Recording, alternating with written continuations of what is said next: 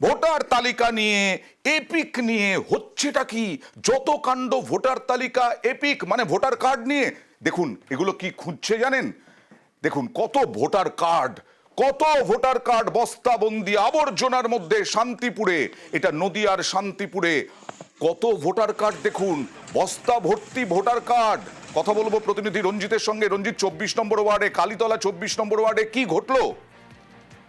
শান্তিপুরে 24 নম্বর কালীতলা, এখানে পরিত্যক্ত জায়গা, যেখানে নোংরা আবর্জনা ফেলা হয়, সেখানে বস্তা ভর্তি তার আশেপাশে ছড়িয়ে ছিটিয়ে একাধিক ভোটার কার্ডে প্রচুর পরিমাণে ভোটার কার্ড দেখতে পায় স্থানীয় বাসিন্দারা।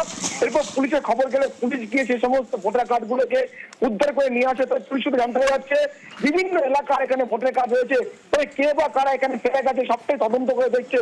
তো এই নিয়ে কিন্তু ইতিমধ্যেই রাজনৈতিক তরজা শুরু হয়েছে এবং তৃণমূলের পক্ষ থেকে অভিযোগ করা হচ্ছে বিজেপি পরিকল্পিতভাবে এই সমস্ত কাজ করছে, যেক্ষেত্রে তৃণমূল কংগ্রেস ভোটার কার্ড সংশোধনের কাজ শুরু করেছে।